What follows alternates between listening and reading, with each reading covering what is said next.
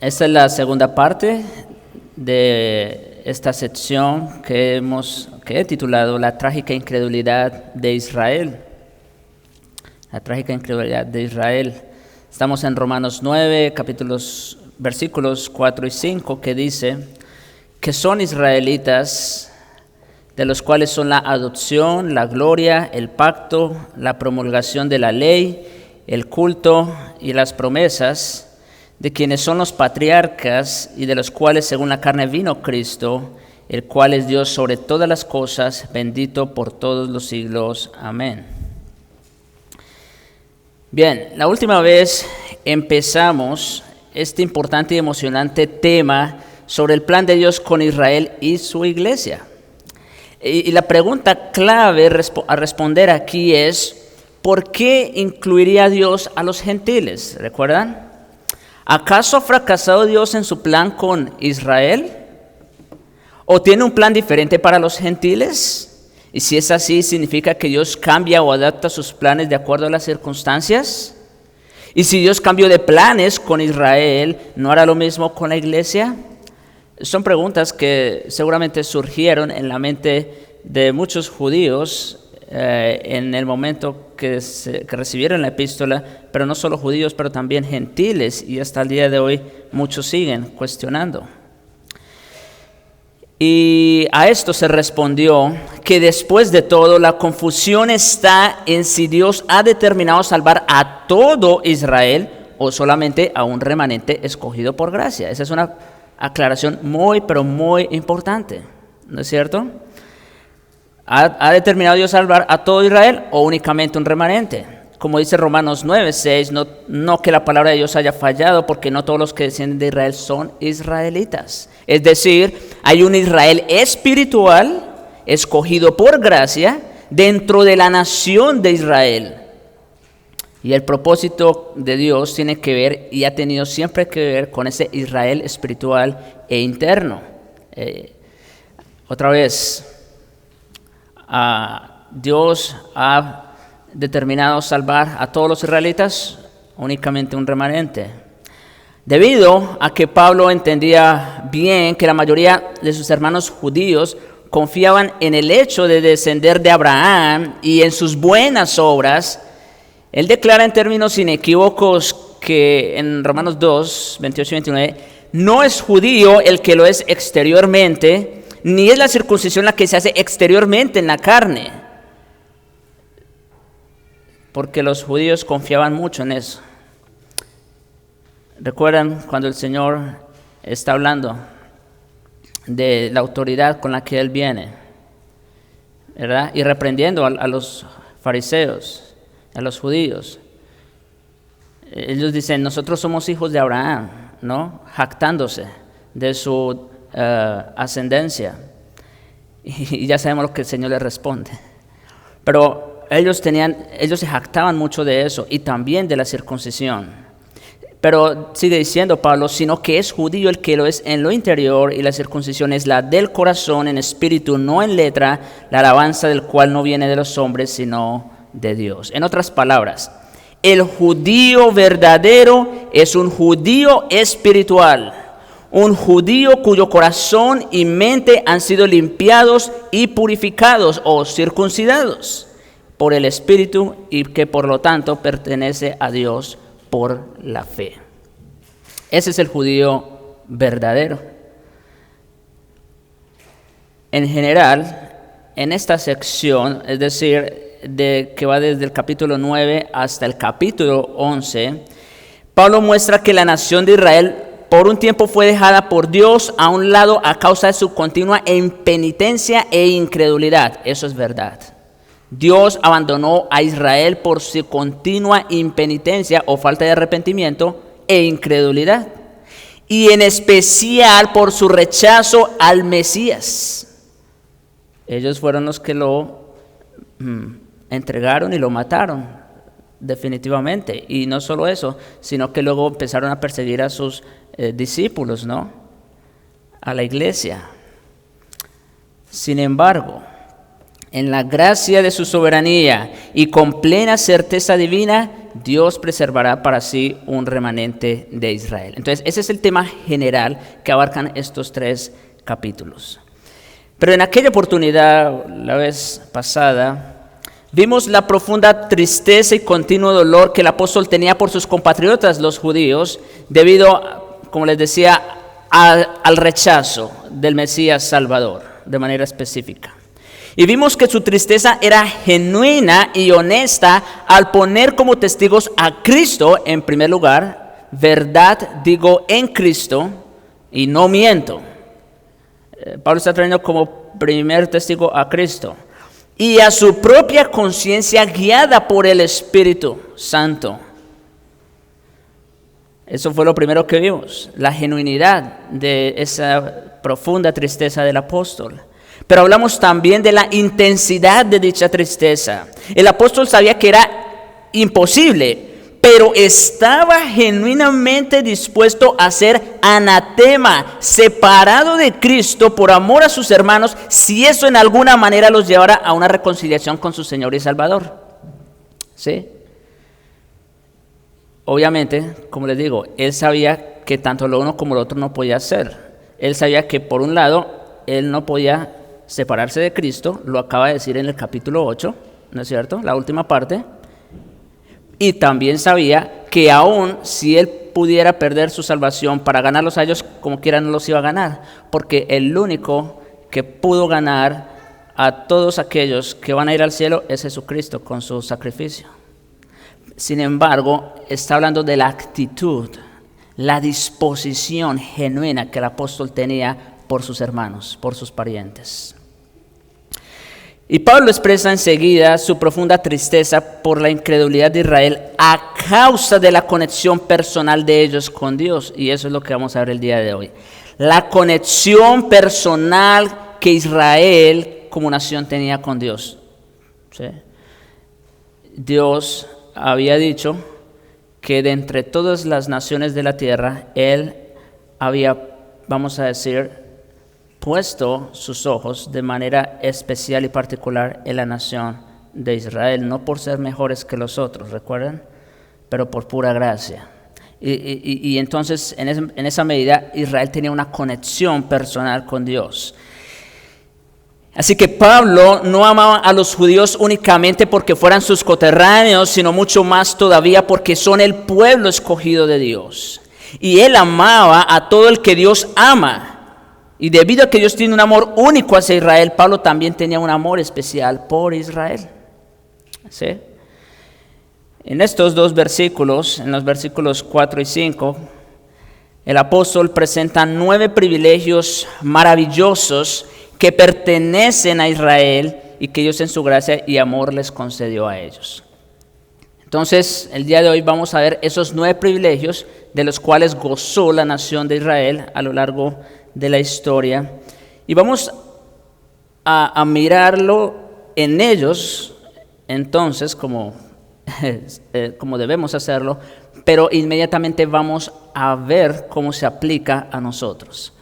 Porque si bien ellos gozaron de todos estos privilegios, aquí también hay palabra de Dios para nosotros, ¿verdad? Muy bien.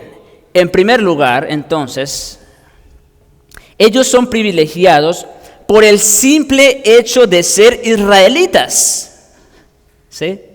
Ser israelitas. Y esta palabra israelita es bien importante aquí resaltar, porque cada vez que Pablo se refería a sus hermanos, a sus compatriotas, él se dirigía a ellos no como israelitas, sino como judíos. Pero aquí los llama israelitas, y eso llama la atención. Porque él se está refiriendo a ellos no únicamente como una nación, ¿no? No se está refiriendo únicamente a ellos en un sentido nacional, geográfico, no.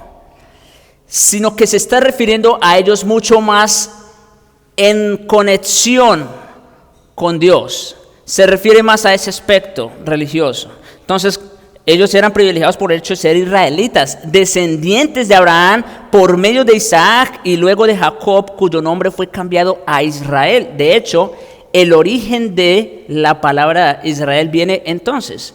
Ustedes recordarán, y el día de hoy vamos a ir a varios textos les advierto para los que puedan buscarlos, o los que no, pues también pueden hacerlo en sus casas. Pero el término Israel fue introducido en Génesis 32, 28. ¿Recuerdan?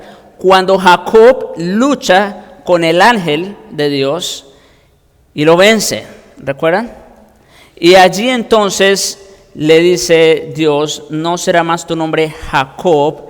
Dicho sea de paso, Jacob significa eso, usurpador, tramposo, ¿no? Y ustedes conocen la historia, cómo fue que sucedió todo. Pero ahora su nombre es Israel, ¿no es cierto? Aquí quiero rápidamente, para que tengamos el significado de este término, en Génesis 32, 28, mire lo que significa la palabra Israel. Bueno, en sus Biblias algunos a veces tienen una nota, pero como quiera el contexto nos lo define. Dice en el versículo 28, y el varón le dijo: no se dirá más tu nombre Jacob, sino Israel, porque has luchado con Dios y con los hombres y has vencido.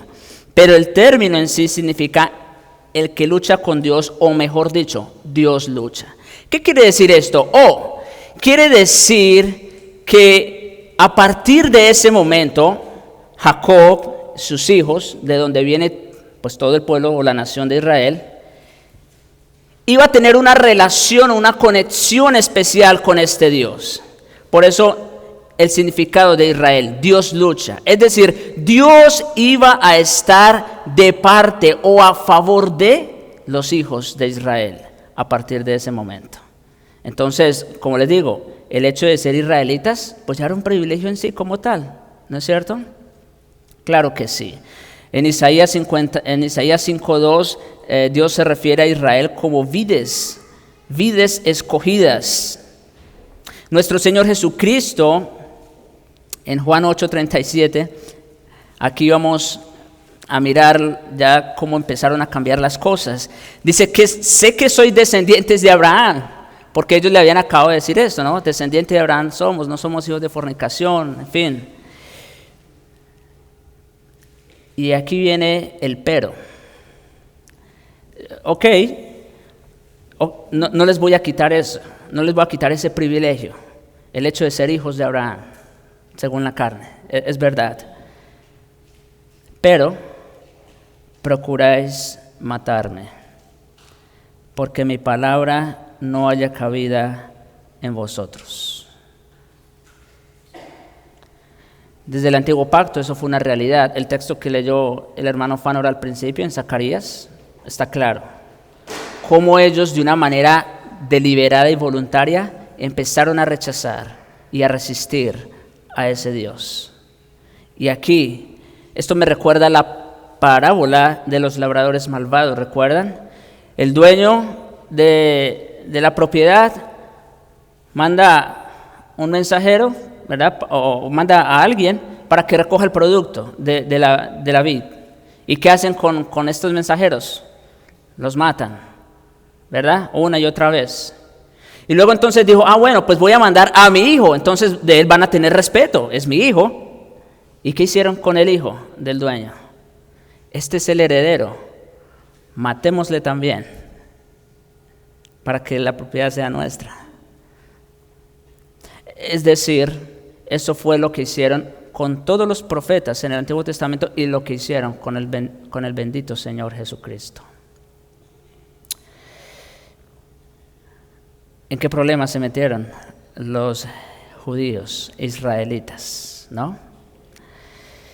Fue por esa razón, entre otras, claro, que los líderes judíos se irritaron tanto cuando Jesús se refirió a Dios en una relación personal con Él como su Padre. Sí, ellos no podían tolerar eso. Y la razón es porque, pues después de todo, ellos mismos se estaban, vamos a decir, saliendo de los límites, de los parámetros que Dios había establecido en esa relación personal. Como también dice Pablo en Romanos capítulo 9, es el texto que, si Dios quiere, expondremos la próxima vez. Pero en Romanos 9 y versículos 6 al 8 dice lo siguiente: no que la palabra de Dios haya fallado, ¿sí? No, Dios no fracasó, ¿verdad? No que la palabra de Dios haya fallado, porque no todos los que descienden de Israel son israelitas. Todos esos que decían, somos hijos de Abraham, ok, según la carne, está bien, ese privilegio nadie se los quita. Sin embargo, eso no es lo importante aquí. No todos los que descienden de Israel son israelitas. ¿Ven que el término israelita es importante? ¿Tiene un significado? Ni por ser descendientes de Abraham son todos hijos, sino en Isaac te será llamada descendencia. Esto es, no los que son hijos según la carne son los hijos de Dios, sino los que son hijos según la promesa son contados como descendientes. ¿Quiénes son los verdaderos hijos y descendientes de Abraham?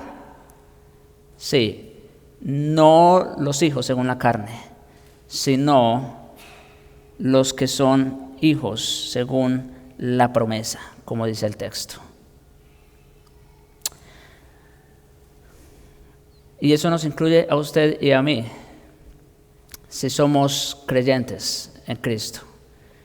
Somos israelitas, ¿sí? Somos verdaderos israelitas. En segundo lugar, otro privilegio que los israelitas tenían es el hecho de la adopción. Y es que más allá de su estirpe patriarcal, los judíos tienen el privilegio de haber sido adoptados como hijos de Dios, ¿sí? Dios mandó a Moisés, así en Éxodo 4:22, dirás a Faraón, Jehová ha dicho así, Israel es mi hijo, mi primogénito. La nación de Israel fue una nación adoptada por Dios. Por medio de Oseas el Señor declaró, cuando Israel era muchacho, yo lo amé, y de Egipto llamé mi hijo. Claro, esto también es una profecía con connotación cristológica, pero también está hablando de Israel. Y en el pacto del Sinaí, el texto que se leyó al principio en Éxodo 19, cuando la ley fue dada por medio de Moisés, Dios declaró a Israel, vosotros me seréis un reino de sacerdotes y gente santa. Ustedes serán mi especial tesoro sobre todos los pueblos de la tierra. ¡Wow! ¡Qué amor, qué afecto tan especial tenía Dios por Israel! ¿No les parece? Definitivamente. Vosotros seréis mi especial tesoro sobre todos los pueblos. Israel fue colocada aparte a fin de ser testigo especial y santificado de Dios para el resto del mundo. En otras palabras, cuando las demás naciones vieran a Israel, ¿qué iban a ver en Israel? Iban a ver la mano de Dios. Y así lo dicen muchos textos, ¿no?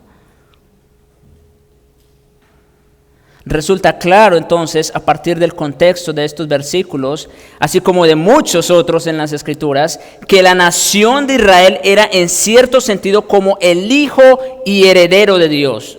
Definitivamente que lo era. El Antiguo Testamento no se refiere a Dios como el padre de los judíos, esto es una aclaración. No se refiere a Dios como el padre de los judíos como individuos, sino como el padre de Israel en general.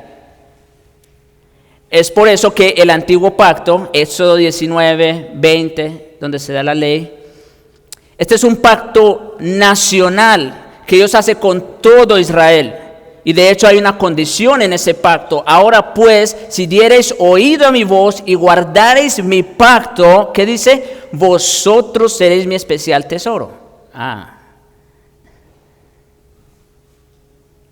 Pero ese es un pacto de tipo nacional. Sin embargo, en el Nuevo Testamento sí se hace referencia a Dios como Padre de individuos cristianos en particular. En el Antiguo no, en el Nuevo sí. Y eso hace una diferencia enorme, enorme. Así que, ¿qué es lo que estamos diciendo ahora para nosotros? Pues que por la fe en Cristo, todos los creyentes venimos a ser hijos de Dios y herederos según la promesa. Sí, es verdad, Israel como nación tuvo el privilegio de ser adoptado por Dios. Pero los creyentes ahora, por la fe en Cristo, también venimos a ser hijos de Dios y herederos según la promesa, como dice Romanos 8, versículos 14 y 17. En tercer lugar, otro privilegio del cual gozó la nación de Israel, es que Dios bendijo a Israel revelando a ella solamente su propia presencia manifestada en la gloria. Dice que de ellos también es la gloria, o la Shekinah. La Shekinah era la presencia especial de Dios de manera particular en el lugar santísimo. Y el único país, la única nación que gozaba de esa presencia única y especial en medio del pueblo, ¿cuál era? Israel. Israel. De esa forma única e inescrutable, Dios también habitó en medio de su pueblo, en el desierto, por ejemplo. En Éxodo 16:10 dice que la gloria de Jehová apareció en la nube. Fue en su gloria que Él se apareció a Israel en el monte Sinaí. En el relato de Éxodo 19 más adelante, si ustedes continúan leyendo, y en Éxodo 20 también la última parte, vemos la presencia de Dios. Y que el pueblo tuvo mucho temor, ¿recuerdan? Claro, era la gloria de Dios mismo en el Sinaí. Su gloria estuvo presente también en el tabernáculo de reunión con el propósito de hablar a los hijos de Israel. Esto en Éxodo 29, 44 al 43, en fin. Su gloria, la gloria de Dios, estaba presente de una forma suprema y sublime en el lugar santísimo, tanto en el tabernáculo como después en el templo, manifestada con luz inaccesible que reposaba sobre las alas de los querubines y sobre el arca del pacto. Es por esa razón, mis hermanos, que nadie podía entrar al lugar santísimo excepto el sumo sacerdote, y una sola vez al año. Porque no hay hombre que mire a Dios y viva. Pero Dios, por ese afecto especial que tenía con la nación de Israel, les había concedido, vamos a decir, ese privilegio de que una vez al año el sumo sacerdote, en representación de toda la casa de Israel, pudiera entrar a ese lugar santísimo para ministrar a favor del pueblo. Y aún si el sumo sacerdote no estaba completamente purificado, ¿verdad? Entraba en pecado, ¿qué pasaba con el sumo sacerdote? Moría. Y nadie podía entrar a sacarlo, porque si no también moría. Entonces, en su vestido, ellos tenían unas campanitas. De esa manera, ellos sabían que él estaba vivo. Y si dejaban de sonar esas campanas, entonces también él iba atado a una cuerda. Y cuando moría, simplemente lo sacaban. Pero Dios les había concedido ese privilegio una vez al año. Ahora, escuchen, por la gracia de Dios y teniendo a Cristo como sumo sacerdote, tenemos libertad para entrar a su presencia todo el tiempo. ¡Wow! Si para Israel era un privilegio que uno solo entrara una vez al año a la presencia de Dios, mis hermanos, las oportunidades que nosotros estamos desperdiciando son muchas. Porque como creyentes y teniendo a Cristo como nuestro sumo sacerdote, tenemos libertad para entrar 24/7. Está en Hebreos capítulo 4, versículos 14 al 16. En cuarto lugar, no estoy yendo a muchos textos porque el tiempo corre, pero les estoy dando las citas para que ustedes, si quieren, los revisen en casa. En cuarto lugar, Israel tuvo el privilegio de recibir el pacto con diversas ratificaciones. Dios, más bien, la única manera como Dios puede entrar en relación con el hombre es a través de un pacto, ¿sí? Por eso, cuando Dios hace al primer hombre, Adán,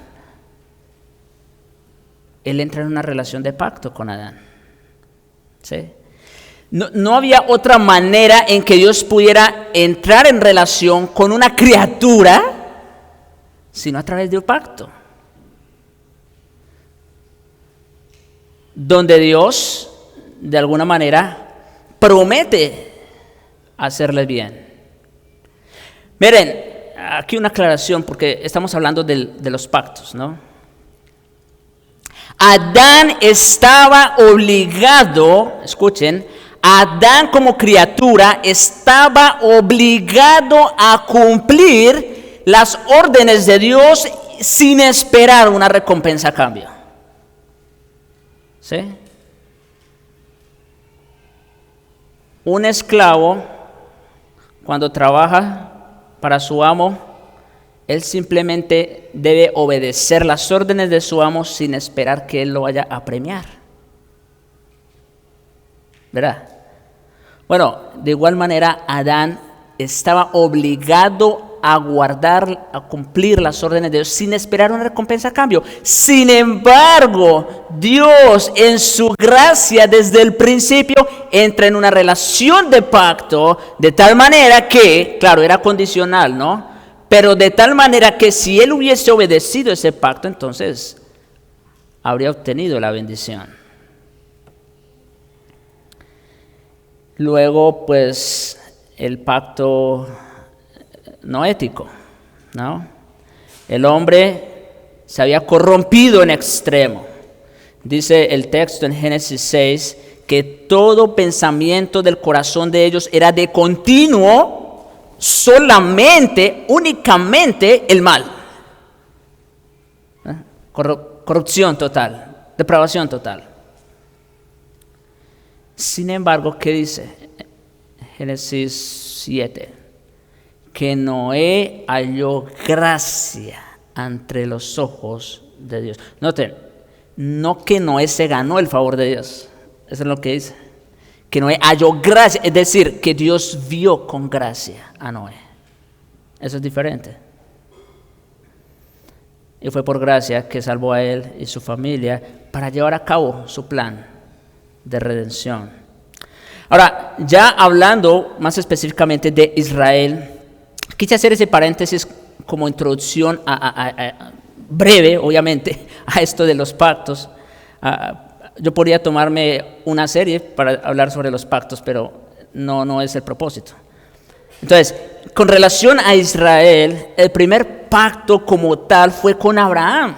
Claro, el padre físico de todos los judíos. Ustedes recuerdan, ¿no? Y quiero que sí vayamos a ese texto rápidamente, por favor, porque es muy importante. Génesis capítulo 12, versículos 15 al 17. Si se les preguntara a ustedes, ¿cuál creen que es el texto más importante del Antiguo Testamento? Bueno, en realidad hay muchos textos. Bueno, toda la escritura obviamente es importante, ¿verdad? Pero hay textos que de manera especial sobresalen, como por ejemplo el Salmo 119, o como por ejemplo Isaías 53, que es el que habla de Cristo, ¿no? 53. O sea, son textos definitivamente que deben sobresalir en las escrituras. El Salmo 51, la confesión de David, en fin. Pero para muchos teólogos están de acuerdo que uno de los textos más importantes en el Antiguo Testamento es Génesis 12, porque es allí donde Dios de manera puntual empieza a llevar a cabo su plan de redención. Bueno, otro texto también importante en las Escrituras es Génesis 3:15, de ahí parte todo, definitivamente. Pero aquí en Génesis 12, como digo, de manera puntual, Dios empieza a adelantar su plan de redención. Y entonces, en los versículos 15 al 17, Génesis 12, creo que tengo mal la cita aquí, pero más bien desde el versículo 1 voy a leer, de Génesis 12. Pero Jehová había dicho a Abraham, vete de tu tierra y de tu parentela y de la casa de tu padre a la tierra que te mostraré, y haré de ti una nación grande, y te bendeciré, y engrandeceré tu nombre, y serás bendición. Bendeciré a los que te bendijeren, y a los que te maldijeren maldeciré, y serán benditas en ti todas las familias de la tierra. Aquí Dios, de una manera especial, particular, condesciende a entrar en una relación con el hombre. ¿Y con quién lo hace? Con Abraham, una persona, un desconocido, por allá de la tierra de Ur de los Caldeos. Pero estamos hablando de un Dios de gracia que condesciende. Y allí entonces empieza todo. Y claro, si nosotros vamos más adelante, vamos a ver cómo este pacto se sigue desarrollando. Nos recordamos, por ejemplo, cuando Dios le manda a Abraham que parta los animales, y entonces Dios se presenta, ¿y quién pasa por el medio de los animales? Dios, ¿no es cierto? De esta manera está diciendo que Dios se va a comprometer a cumplir ese pacto, en otras palabras.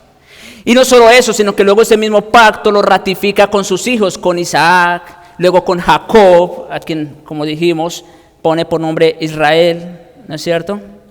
Entonces, ese es el primer pacto. Pero luego viene otro pacto con Israel a través de Moisés, y es el pacto de la ley en el monte Sinaí. Fue parte de la lectura que se hizo otra vez al principio en Éxodo 19 y que continúa hasta Éxodo 31. Allí Dios de una manera más particular todavía habla a la nación de Israel. Y ya sabemos las palabras de este pacto. Ya las cité hace un momento en Éxodo 19, versículos 5 y 6. Entonces tenemos que Dios ya tiene una nación con la cual Él va a trabajar. De hecho, dicho sea de paso, y quiero decir esto, cuando Dios le da la ley a Moisés, más bien, para que se la dé a Israel, Dios lo hace en un contexto de gracia. Es decir, Dios ya los ha salvado, ya los ha rescatado de la esclavitud de Egipto. Si se dan cuenta, es verdad que Dios luego entra en una relación de pacto con Israel y le dice, si diereis oído a mi voz y guardareis mi pacto, seréis mi especial tesoro. Pero cuando Dios les entrega ese pacto, Dios ya los había salvado. Dios ya había mostrado su gracia, su misericordia para con ellos. Y con esto quiero decir que siempre, la salvación de Dios ha sido de pura gracia. No depende del cumplimiento de la ley. Claro, estábamos todos obligados a guardar la ley, pero ¿quién de los hombres jamás ha guardado toda la ley? Perfectamente. Ok, luego viene otro pacto, el pacto por medio de David, en el cual Israel recibió otra vez el pacto y el reino eterno. Esto está en 2 Samuel 7. E inclusive sería por medio de Israel que vendría el pacto supremo de redención a través de su Hijo. Y quiero, aquí este es otro texto muy importante que quiero que vayamos en Jeremías capítulo 31, porque ¿qué pasó con la casa de Israel y el antiguo pacto? ¿Recuerdan? ¿Qué hizo Israel con el pacto que Dios les dio en el Sinaí? Lo quebrantaron, pues era de esperarse, era lo que iba a suceder. Ellos quebrantaron ese pacto. Y miren lo que dice Jeremías 31, versículos 31 al 34. He aquí vienen días, dice Jehová, en los cuales haré nuevo pacto con la casa de Israel y con la casa de Judá. ¿Haré qué? Nuevo pacto. No como el pacto que hice con sus padres el día que los tomé, que tomé su mano para sacarlos de la tierra de Egipto, porque ellos invalidaron mi pacto. Ese fue el problema. Aunque fui yo un marido para ellos, dice Jehová. Pero este es el pacto que haré con la casa de Israel después de aquellos días, dice Jehová. Daré mi ley en su mente, la escribiré en su corazón, y yo seré a ellos por Dios, y ellos me serán por pueblo. Aquello que Israel estaba obligado a guardar, vamos a decir por sus propios medios, la ley, ¿qué dice Dios que iba a hacer en el nuevo pacto? Él lo iba a hacer por nosotros, en otras palabras. ¿Sí? Dice, daré mi ley en su mente, la escribiré en su corazón, y seré a ellos por Dios, y ellos me serán por pueblo.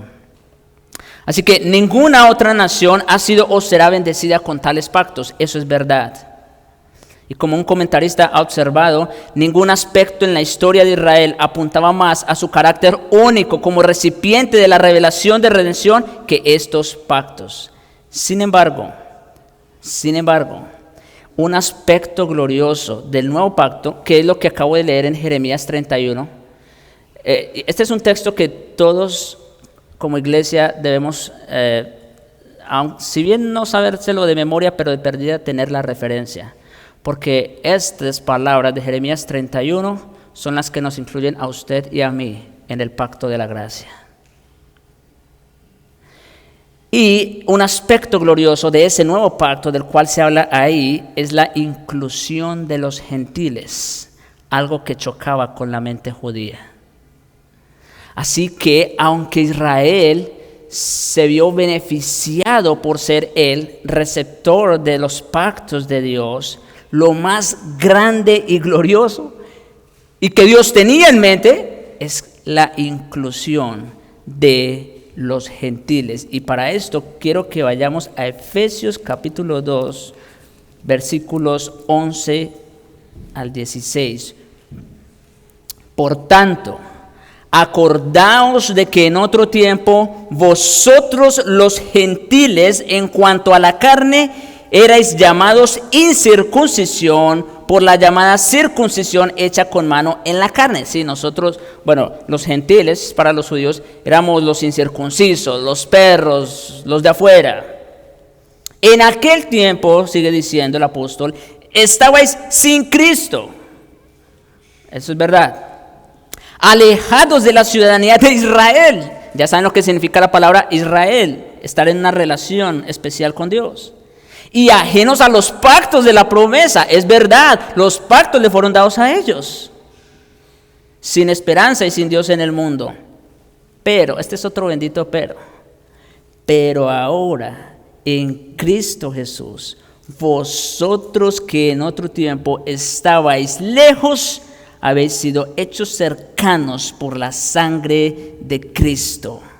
Porque Él es nuestra paz, de que de ambos pueblos, es decir, tanto de Israel como nación, como de los gentiles, que incluye al resto de los hombres, porque de ambos pueblos hizo uno, derribando la pared intermedia de separación. Así que ya no hay judío o gentil, porque todos vienen a ser uno en Cristo.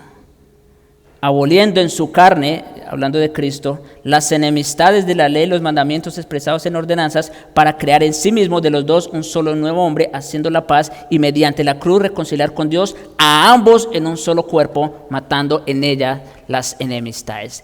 En la cruz de Cristo, Dios hizo de los dos un solo y nuevo pueblo. Bien, eso con relación a los pactos. En quinto lugar, voy a tratar de avanzar un poquito más. Israel tuvo el privilegio de recibir la promulgación de la ley por vía de Moisés. Sí, es verdad. Con esa ley, Israel no aprendió solamente los 10 mandamientos, sino también una gran cantidad de principios y estándares que al ser obedecidos no solamente se honraba a Dios, sino que traían bendición sobre el pueblo. Es verdad. Dios lo había dicho. Si diereis oído a mi voz y guardareis mi pacto, vosotros seréis mi especial tesoro sobre todos los pueblos. Así que Israel tenía una bendición especial por el hecho de a ellos habérseles dado esa ley que ningún otro pueblo tenía. Y al obedecerla, ellos eran benditos. A ellos les fue mostrado el camino de la bendición y la prosperidad, no solo en un sentido moral y espiritual, sino también material. Si Israel obedecía, guardaba esa ley, ellos eran benditos, literalmente. Ahora, la desobediencia también equivalía a quedar bajo maldición. Cuando Israel acampó en la llanura de Moab, poco antes de entrar a la tierra prometida, Moisés recordó al pueblo estas palabras y se las leo a ustedes rápidamente, Deuteronomio 4, versículos 5 al 8. Mirad, yo os he enseñado estatutos y decretos como Jehová mi Dios me mandó, para que hagáis así en medio de la tierra a la cual entráis para tomar posesión de ella. Escuchen lo que sigue. Guardadlos pues y ponedlos por obra, porque esta vuestra sabiduría, la ley, y vuestra inteligencia ante los ojos de los pueblos, los cuales oirán todos estos estatutos y dirán: ciertamente pueblo sabio y entendido, nación grande es esta. Eso dirán las otras naciones de Israel. Porque ¿qué nación hay que tenga dioses tan cercanos a ellos como lo está Jehová nuestro Dios en cuanto le pedimos? Wow. Esto también hace una diferencia entre Israel y las demás naciones. Israel tenía una relación cercana, estrecha con su Dios. Y cuando ellos clamaban, Él respondía. No así las otras naciones. ¿Y qué nación? Dirán las otras naciones, ¿y qué nación grande hay que tenga estatutos y justos juicios como es ahora toda esta ley que yo pongo delante de vosotros? Ninguna nación tenía la ley como la que tenía Israel. Y solamente como un paréntesis rápido aquí, ¿saben ustedes de dónde han salido la gran mayoría de las constituciones políticas de los países? Sí, de aquí, de la ley que fue promulgada a Israel. Como Pablo ya le había dicho a sus lectores, Israel tenía el privilegio incomparable de haberle sido confiada la palabra de Dios en Romanos 3:2. Y aquí cuando Pablo dice esto, ya no solamente se está refiriendo a los libros de Moisés, sino a todo lo que ahora llamamos el Antiguo Testamento. Israel le había sido confiada esa bendita revelación. Ahora, nosotros tenemos toda la revelación completa.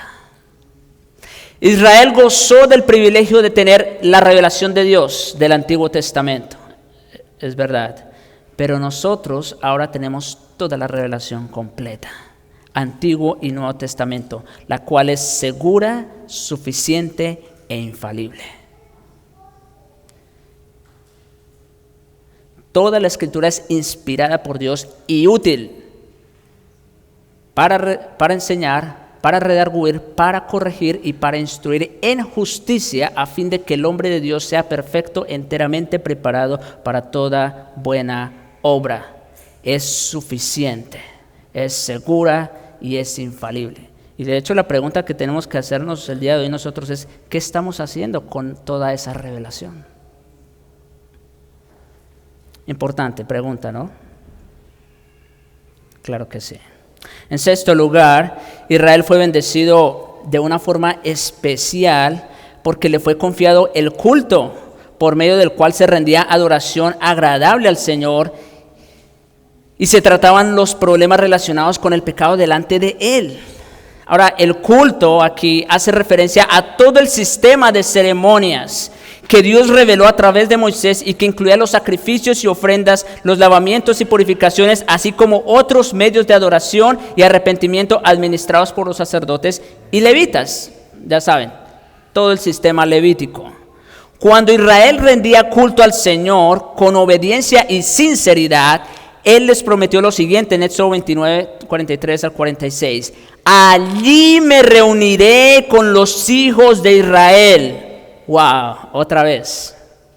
Esto está relacionado con la presencia de Dios, con la Shekinah. Allí me reuniré con los hijos de Israel y el lugar será santificado con mi gloria. Y santificaré el tabernáculo de reunión y el altar. Santificaré asimismo a Aarón y a sus hijos para que sean mis sacerdotes. Y habitaré, wow, un Dios trascendente, santo, santo, santo, había decidido habitar entre los hijos de Israel. Y seré su Dios. Y conocerán que yo soy Jehová su Dios, que los saqué de la tierra de Egipto para habitar en medio de ellos, yo Jehová su Dios. Wow, el Dios que hizo los cielos y la tierra, eterno, todopoderoso, había decidido venir a habitar entre los hijos de Israel. Y la manera como ellos se contaban era a través de todo, como les decía, el sistema de sacrificios y órdenes levíticas. Pero ahora, teniendo a Cristo como sumo sacerdote y habiendo obtenido eterna redención por los suyos, no tenemos necesidad de ofrecer los mismos sacrificios que no pueden quitar el pecado. ¿Sí? Aunque Israel ofrecía todos estos sacrificios, ¿saben? Y eso era un privilegio para ellos. Pero ¿saben? Ninguno de esos sacrificios podía quitar el pecado. Todos esos sacrificios apuntaban a una realidad mucho más sublime y gloriosa. Apuntaba al sacrificio de la persona de Jesucristo. Y ¿saben? Por eso nosotros ya no tenemos necesidad de ofrecer muchas veces los mismos sacrificios como los israelitas. Nosotros tenemos un privilegio muchísimo más grande. Tenemos a Cristo como nuestro sumo sacerdote. Y claro, estamos aquí reunidos para rendir culto. Y quiero decir esto rápidamente, Hebreos capítulo 10. No voy a leer todo lo que tengo aquí, pero solamente voy a leer la última parte. Dice, así que, versículo 19 de Hebreos 10, así que hermanos, teniendo libertad para entrar en el lugar santísimo por la sangre de Jesucristo, por el camino nuevo y vivo que Él nos abrió a través del velo, esto es de su carne, y teniendo un gran sacerdote sobre la casa de Dios, acerquémonos con corazón sincero, en plena certidumbre de fe, purificados los corazones de mala conciencia y lavados los cuerpos con agua pura. Aprovechemos este privilegio que tenemos. Acerquémonos a Dios. Mantengamos firme sin fluctuar la profesión de nuestra esperanza, porque fiel es el que prometió. Sigamos adelante en el camino y considerémonos unos a otros para estimularnos al amor y a las buenas obras. Ese es el culto que ahora Dios quiere de nosotros. Mantener nuestra profesión de fe, estimularnos al amor los unos a los otros y las buenas obras. Y escuchen, no dejando de congregarnos como algunos tienen por costumbre, sino exhortándonos, y tanto más cuando veis que aquel día se acerca. Por eso estamos reunidos el día de hoy aquí, ¿saben? Porque ahora teniendo el gran sumo sacerdote, a Jesucristo, pues ahora tenemos libertad para acercarnos a Él. Y ese es el culto que Él quiere de nosotros. La comunión de los santos, el amor, las buenas obras y la congregación. En séptimo lugar, a Israel le fueron dadas las promesas de Dios de una manera única y distintiva. Aunque Pablo no explica aquí la naturaleza de las promesas, es probable que se esté refiriendo al Mesías prometido, quien saldría de Israel al igual que su reino prometido y la vida eterna. Y definitivamente todas las promesas en el Antiguo Testamento y en el Antiguo Pacto de manera especial apuntaban, ya saben, a la persona de Jesucristo. Promesa que se va revelando de manera progresiva en una serie de pactos, como ya vimos, y que tiene su cumplimiento final en la persona y obra de Cristo. Esa es la promesa que Pedro le recordó a los oyentes en Jerusalén durante el Pentecostés, en Hechos 2:39, porque para vosotros es la promesa. ¿Cuál? Pues la que se cita en el Antiguo Testamento, y para vuestros hijos, y para todos los que están lejos. Nosotros estamos ahí, nosotros somos los que estamos lejos, ¿no es cierto? Para los que están lejos, para cuantos el Señor nuestro Dios llamare. Bendito el Señor, que estamos incluidos también en esa promesa.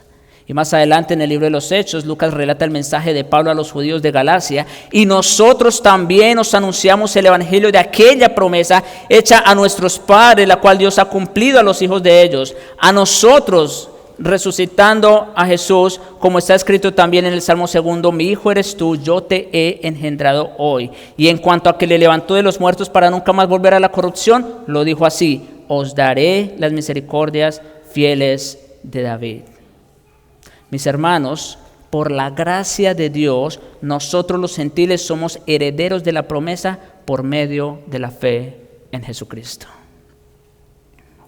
Es verdad, a Israel le fue dada la promesa o las promesas, pero también son nuestras por la fe en Jesucristo. En octavo lugar, Pablo recuerda a sus lectores que fue Israel que Dios levantó, o fue de Israel que Dios levantó a los patriarcas, empezando por los primeros grandes patriarcas, Abraham, Isaac y Jacob. Fue a través de esos hombres que se afirmaron los cimientos de todas las bendiciones. Eso es verdad. Dios los escogió a ellos. Lo cierto es, escuchen, que también nosotros los gentiles venimos a ser hijos de Abraham por medio de la fe. Romanos capítulo 4, versículos 7 al 12. Abraham viene a ser padre no solo de los de la circuncisión, sino de los de la incircuncisión. ¿Por qué? Porque cuando Dios le hizo la promesa a Abraham, o cuando Dios entró en pacto con Abraham, pregunta, ¿Abraham era circuncidado? De esa manera, Abraham se convierte tanto en padre de judíos como en padre de gentiles. ¡Wow! La sabiduría de Dios, ¿no les parece? Lo hizo así para que todos estuviésemos incluidos en ese pacto y en esas promesas. En noveno lugar y último lugar, Israel recibió el privilegio de suministrar el linaje por medio del cual, según la carne, vino Cristo. Esto es importante. Cristo no nació judío por casualidad, no. Sino que su nacimiento como descendiente humano de Abraham y de David fue preordenado. Sí, Cristo no vino por casualidad, sino que en la plenitud de los tiempos Dios envió a su Hijo nacido de mujer y nacido bajo la ley. Es por esa razón que Mateo presenta la genealogía de José, el padre adoptivo de Jesús, en Mateo 1, del 1 al 17. Y Lucas incluye también la genealogía de su madre natural María, en Lucas 3, 23 al 38, para que veamos que esto es una realidad. Cristo es histórico. Nuestra fe no se basa meramente en ideologías, filosofías, pensamientos. No. Mucho cuidado. Nuestra fe se basa en hechos claros, concretos e históricos. De eso tenemos fe. Como se indicó más adelante, o más bien antes, como se indicó arriba, Jesús mismo dijo a la mujer samaritana que la salvación viene de los judíos. Eso es verdad. Y que Él era el Mesías judío prometido, quien venía a ofrecer salvación a toda la humanidad. Ahora, lo grande aquí es que si estamos en Cristo, nosotros también pertenecemos a ese linaje, al linaje de Cristo. Gálatas capítulo 3, versículos 28 al 29 y 1 de Pedro 2, versículos 9 y 10. En Cristo Jesús, aquello que Israel no logró, nosotros venimos a ser ese pueblo escogido, esa nación santa, pueblo adquirido por Dios, para que anunciemos las virtudes de aquel que nos llamó de las tinieblas a su luz admirable. Para concluir este recuento abreviado, pero completo, pienso, de las bendiciones especiales de Israel, Pablo declara que Jesucristo, su bendición más grande de todas las demás reunidas. Sí, y quiero ser enfático en esto, mis hermanos. Todas las bendiciones y los privilegios de los cuales gozó la nación de Israel, no hubieran tenido importancia alguna si no es por causa de aquel que dio el cumplimiento a todo eso.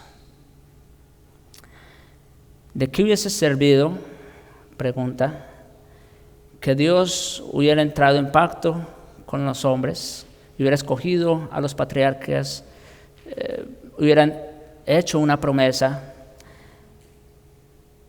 les hubiera dado el privilegio de estar en una relación con ellos, que el sumo sacerdote entrara una vez al año al lugar santísimo, en fin?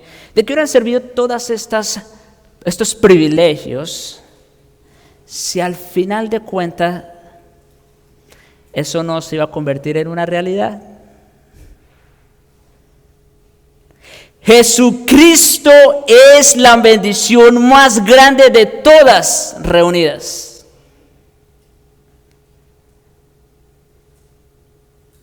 Y Jesucristo viene a ser la bendición más grande no únicamente para Israel, sino para todo aquel que cree en Él. Jesucristo, quien es Dios, bendito sobre todas las cosas, por los siglos de los siglos. Quisiera cerrar con las palabras de Juan en su Evangelio. Juan 1, versículos 11 al 14. Escuchen. A lo suyo vino. Jesucristo vino en cumplimiento de todo lo que Dios había planeado desde el Antiguo Testamento, ¿verdad? A lo suyo vino, ¿sí? Y los suyos, ¿quiénes son los suyos? Pues de los que hemos estado hablando el día de hoy. Los israelitas, los judíos. ¿Los suyos qué? No le recibieron. Wow. Ese fue el fracaso de la nación de Israel. Dios no fracasó. Israel fracasó como nación. Pero ahí no termina el texto. Pero, a todos los que le recibieron, judíos o gentiles, indistintamente, a los que creen en su nombre, les dio potestad de ser hechos hijos de Dios. Wow. La adopción. A los que creen en su nombre, los cuales no son engendrados de sangre, ni de voluntad de carne, ni de voluntad de varón, no por ser hijos de Abraham, son herederos de las promesas. No, olvídense de eso. Pues yo no soy judío, aquí dirán todos. Bueno, pues no por nacer en una familia cristiana, no por venir a la iglesia, no por participar del servicio domingo tras domingo. eres heredero de las promesas. Lo dice el texto. No de sangre, ni de voluntad de carne, ni de voluntad de varón, sino de Dios. Y aquel verbo fue hecho carne y habitó entre nosotros. ¡Wow! Dios había decidido habitar en medio de la nación de Israel. Y ellos lo rechazaron. Pero Cristo vino y habitó entre nosotros. Y habita en el corazón de todos aquellos que creen en Él. Y vimos su gloria, la Shekinah de Israel. Wow. ¿Ven cómo ahora todos esos privilegios son nuestros por la fe? Vimos su gloria, gloria como del unigénito del Padre, lleno de gracia y de verdad. Versículo 18. A Dios nadie le vio jamás. Es verdad. No hay hombre que lo vea y viva. El unigénito Hijo que está en el seno del Padre, Él le ha dado a conocer. Nosotros vemos a nuestro Señor Jesucristo. Nosotros sí podemos conocerlo en una relación íntima. Creer en Jesucristo con todo tu corazón es lo único que se requiere para ser partícipe y heredero de todos estos privilegios, aún por encima de Israel, el cual fracasó. Por el hecho de que las demandas que exigía la ley sobre nosotros, Cristo ya las cumplió a cabalidad por nosotros, y aquellas que ya hemos quebrantado y seguimos quebrantando, Cristo en su muerte pagó el precio justo de la condenación que usted y yo merecíamos. Bendito el Señor. Oremos.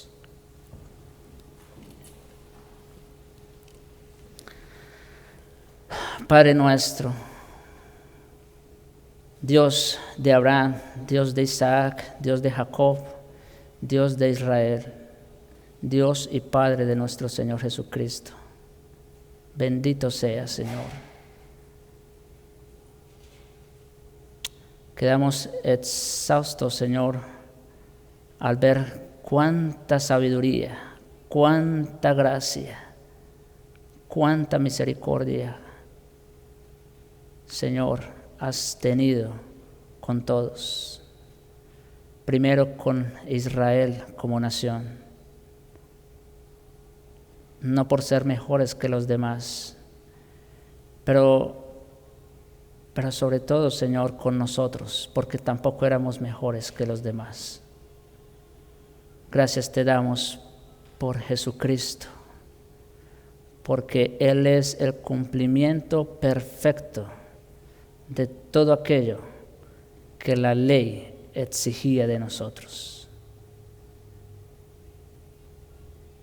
Gracias te damos por su obra, su sacrificio a nuestro favor, y porque ahora podemos estar en una relación continua, permanente de amor contigo. Concédenos, Señor, concédenos el estar cerca de ti, ahora que tenemos ese privilegio de acercarnos a ti todo el tiempo. Señor, ayúdanos, danos la gracia, el poder, la fuerza para estar continuamente en relación contigo, Señor. Y para que nuestra fe no sea fingida, sino que sea verdadera. Nuestro amor para con los hermanos, las buenas obras y el congregarnos. Te lo suplicamos, oh Señor. Hazlo por amor de tu nombre y para el bien de tu iglesia. En Jesucristo. Amén.